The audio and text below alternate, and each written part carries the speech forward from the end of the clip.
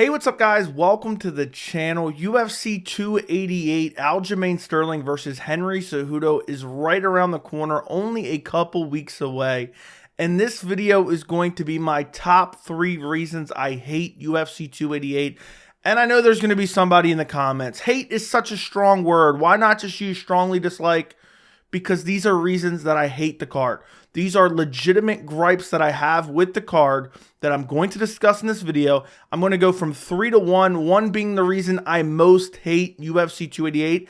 And I'm also going to be doing a video, the top 3 reasons I love UFC 288, as well as a video grading the pay-per-view card as a whole. So make sure you subscribe to the channel and turn on notifications so you can check out both those videos as well. But this video, I'm going to start off with some honorable mentions because honestly, there is a lot to hate about UFC 288. Believe it or not, they kind of fixed it in the past week or so, but there's still quite a bit about the card to hate, to dislike, whatever you want to say. These are all legitimate reasons. Starting off with the first honorable mention, and that is that Kron Gracie is on the main card. As of right now, and this bout order may change, you have Kron Gracie versus Charles Jourdain opening up the pay-per-view main card. And Kron Gracie, I thought he was hiding in witness protection with Colby Covington, and he got there first. His last fight was in October of 2019. That is insane to me. He's coming up on 4 years almost. He's 3.5 years since he last fought, and he lost to Cub Swanson. There was a lot of hype behind him. He lost to Cub Swanson, and he disappeared for a while, and now he's returning to be on a main card of a pay-per-view. And I get it, Charles Jourdain usually has exciting fights, so I understand. But I just feel like this fight has no business opening up the pay-per-view main card. Kron Gracie has no business being on a pay-per-view main card. And that was just a minor gripe, and that's why I put it in the honorable mentions, but I thought it was something worth noting in this video. Moving on to another honorable mention, and I almost put this on the list, and honestly, this could have been number 1, but I decided because of the circumstances surrounding this reason, I figured I'd add it to the honorable mentions rather than putting it as number 1. And that is that Charles Oliveira versus Beneil Dariush was canceled. And the reason this went from being on the list, potentially number 1, to an honorable mention is because it only got rescheduled for a month later. Charles Oliveira pulled out with an injury. This was supposed to be the co-main event of this fight card. Charles Oliveira pulled out. That was super disappointing, but it got rebooked for literally a month later at UFC 289. So it's not as disappointing, and I don't hate it as much as I would have had it just not got rescheduled at all, or maybe, it was rescheduled for 6 months down the line. But still, it's super unfortunate we have to wait an extra month. Charles Oliveira versus Beneil Dariush was the best fight on this card. Way better than the main event, in my opinion. It was the people's main event. It's a fight everyone wanted to see. Beneil Dariush arguably already deserves a lightweight title shot. Now he's taking on the former lightweight champion, Charles Oliveira. And if he can extend his win streak even further and beat a former champion, there is no denying that he is next in line for Islam Makhachev.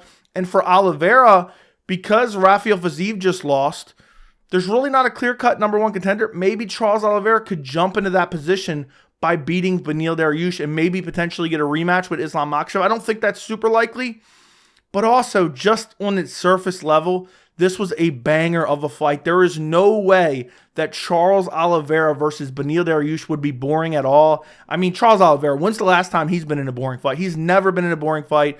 Beneil Dariush, always in exciting fights himself as well. Doesn't get enough credit. One of the most underrated fighters ever. And that was just such an amazing fight. That was a fight that I was really looking forward to. And I felt like that was the true main event of UFC 288. And it was just super heartbreaking to have this canceled. But luckily, it's going down at UFC 289, so it's not as heartbreaking as it once was. Moving on to number 3 on the list. And this is a reason I actually made a video and discussed this. And that is that Bryce Mitchell is taking on Movsar Evloev at UFC 288. I like this fight, but the original fight was supposed to be Bryce Mitchell versus Jonathan Pierce. We were going to find out, this was a fight to decide who's the biggest NASCAR fan. And Pierce had to pull out of the fight. And now you get Movsar Evloev in there. And I just think, and I know I make fun of Bryce Mitchell. He's always talking about flat earth and whatnot. And I make fun of him a bit. But I like Bryce Mitchell. He's a character. And, he's coming off that nasty loss to Ilia Topuria, where he got beat up on the feet, ragdolled on the ground, and submitted and finished. And he kind of got a good bounce back fight in Pierce. Like, that's a very winnable fight for Bryce Mitchell. And now instead, he's taking on Movsar Evloev, who is 16-0. He's never lost. He looked amazing and better than ever against Dan Ige in his last fight. And I think stylistically, Movsar Evloev is a horrendous matchup for Bryce Mitchell. And not only that, just a second part of the number 3 reason is it's on short notice. So Bryce Mitchell is coming off a loss. Evloev is surging 16-0, looking to make his way into that top 10 of the rankings, or I think he might already be number 10 or number 9, but looking to make his way up towards the top of the top 10. And you have Bryce, who just suffered a loss. It was not a very good performance at all. And now we throwing him right back in there with a guy like Movsar Evloev, who's most likely going to wreck him. And it's short notice. It's a horrible matchup for Bryce Mitchell. Movsar has very good grappling, very good defensive grappling, and his striking is looking better than ever. And, you know, I just don't think this is a good matchup for Bryce Mitchell. I do think he can win it, but I heavily favor Evloev, and I hate that it's on short notice because you already had Bryce Mitchell after the Ilia Topuria fight saying, look, I was sick, I had the flu, whatever it was. And now if Evloev beats him, he's on a 2-fight losing streak, and he's going to say, well, I took that fight on short notice. I only took that fight on 2 weeks' notice because UFC 288 was falling apart, 7 days ago. And UFC somehow put it back together. We're going to talk about some more of those fights in a minute. But I just hate that it's on short notice. And it puts Bryce Mitchell in a very bad spot in the division if he loses this fight. Now he's lost 2 in a row. And even if Bryce wins, it ruins Movsar. And then also Movsar kind of has the asterisk next to it too. He can make the excuse, oh, well, I took it on short notice. I wasn't fully prepared. So I always hate those types of situations.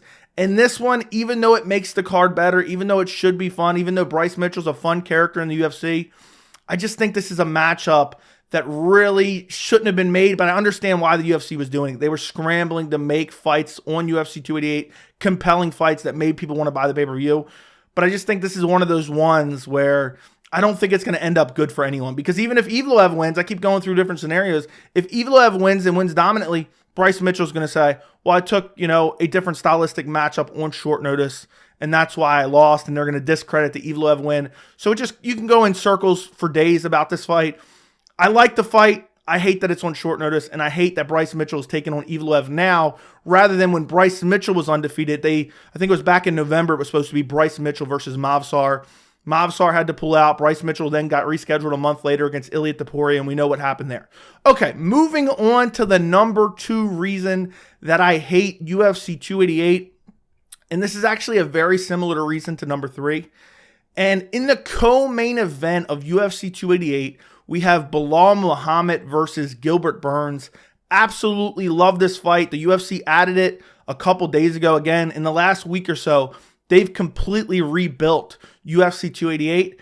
I love the fight. It's so meaningful. It's 2 of the best guys in the world. It's 2 guys who are ranked in the top 5, but it's on short notice. And I just hate it because no matter who loses, there's going to be an asterisk next to it. Now, it is 5 rounds, so I'm hoping both guys are prepared. But Burns just had a camp, just fought, Jorge Masvidal, and he retired him. But I don't know where Gilbert Burns, what was he doing after that fight? Was he prepared to step right back in there a couple weeks later? I don't know. And for Belal Muhammad, he hasn't fought since October. Who knows what kind of shape he's in? And it's just one of those situations where it's the perfect fight. They needed this to make this fight, especially if they're giving Colby Covington the title shot, even though he doesn't deserve it. This was the fight to make. You got Belal Muhammad on a long win streak, arguably already deserves a welterweight title shot. You have Gilbert Burns on a 2-fight win streak, but, he looks very good, and he's one of the few guys at welterweight beating other welterweight guys who are ranked, at least. And now you have where they're stepping in on literally like 3 weeks' notice. 3 weeks' notice to fight each other. They don't have a full training camp. And I'm hoping that they're both in fight shape just because they took it at a 5 rounds, co-main event, non-title 5-round co-main event. But at the same time, I just feel like no matter who loses, if Burns loses, he's going to say, well, I took it on 3 weeks' notice. If Belal loses, he's going to say, I took it on 3 weeks' notice. And for a fight of this magnitude, because in my opinion, and I believe in most fans' opinion, and even in the UFC's opinion, the winner of this fight is the number 1 contender in the welterweight division. They should fight Leon Edwards next. They may jump over Colby Covington, or bare minimum, I believe the UFC has assured them that, look, you will fight the winner of Leon Edwards versus Colby Covington next. And I just hate that we have two guys that didn't have full training camps for a #1 contender fight in a co-main event of a pay-per-view. And it's the reason I just hate this fight. I hate this card because, again, it's just going to delegitimize whatever win we have here. And even if neither one of these guys will make it, it's going to be a lot of fans saying, well, if Burns would have had a full camp, he would have won. If Belal would have had a full camp, he would have won. Not that I'm saying it's going to be a massive issue, but for me, there's always that asterisk next to it. Depending on how this fight ends, it's just going to be talked about, okay, well, it was short notice. Neither guy was truly prepared for each other. And I believe whoever loses will say, well, let's run it back when I have a full camp. That's what we're going to hear. You know, if one of these guys goes on to become welterweight champion, it's going to be, let's run it back when I have a full camp. You may have beaten me, but it was only on 2 or 3 weeks notice. So it's just a little bit unfortunate in the co-main event. But moving on to the #1 reason I hate UFC 288, and that is because either Aljamain Sterling or Henry Cejudo have to win in the main event and will be the bantamweight champion. Honestly, I can't stand Henry Cejudo. He retired back in 2020, basically as, you know, negotiation leverage, and nobody cared. The fans didn't care, the UFC didn't care, and we moved on without him. And he goes around, he's cringy as hell. He thinks he's a draw when he's really not. And then you have Aljamain Sterling, who I know Aljamain Sterling doesn't get the respect he deserves, and I'm part of the problem with that. I don't show him enough respect. But, and I know it's Petr Yan's fault. Petr Yan should have never thrown the illegal knee. I just can't respect a man that took the knee. He heard the ref say to the doctor, which I don't know why Mark Smith said it out loud. He said, look, if he can't continue, it's a DQ. And I cannot get that image out of my head of Aljamain Sterling flailing backwards, acting like, you know, he was brutally KO'd. I mean, Ben Askren, after he got kneed by Jorge Masvidal, got up quicker than Aljamain Sterling in the Petr Yan fight. And I just hate to see either one of these guys win the bantamweight title, to be honest. I don't like either one of them. And you got such a nasty division of absolute killers at 135. And another layer to this is I don't feel like either one of them is going to want to defend the belt. Maybe they defend against Sean O'Malley, but I feel like both Henry Cejudo and both Aljamain Sterling are going to be looking to call out Alexander Volkanovski after this, which is laughable. Do you know what Volkanovski would do to Sterling? Do you know what Volkanovski would do to Cejudo? I don't believe it would even be competitive. Volkanovski held his own up a weight class, stuffing takedowns at Islam Makhachev, one of the best grapplers in the UFC. What's the path to victory for Sterling and Cejudo? Using their wrestling and jiu-jitsu. Not going to happen. Those fights are not compelling at all. I have no desire to ever see either one of them move up a weight class and fight for a belt. And I just hate to see either one of them win. So the main event, even though I think it's a very good fight, it's highly competitive, it's highly skilled. Both guys are very skilled. I don't like either one of them. And I would much rather see almost anyone else as a champion. People say I'm a Sean O'Malley hater because I talk about when Marlon Vera brutally chopped Sean O'Malley's legs and then flash KO'd him with brutal ground and pound elbows, and then he was stretchered out of the cage with no serious injury. I would much rather have Sean O'Malley as a champion than Henry Cejudo or Aljamain Sterling. Because I don't believe, especially for Henry Cejudo, I believe he's just going to immediately try to move up a weight class. He might try to hold the division hostage again by saying, I need more money or I'm going to retire. And Aljamain Sterling, I don't know if I can ever get over the fact that he just, you know, threw his head back and said, oh my God, I can't see and stop the fight. I need this DQ championship. And then afterwards, you know, he arguably lost to Petr Yan. I believe he lost to Petr Yan in the rematch. I know that's kind of a hot take. The second and third round were clearly Aljamain Sterling. The fourth and fifth round were clearly Petr Yan. First round is up for debate. I don't think it was a robbery. I think Petr Yan won that first round. And then you have the TJ Dillashaw fight, which I hate TJ Dillashaw, and came in injured off a robbery win against Corey Sandhagen, borderline robbery win, and basically put up absolutely no fight.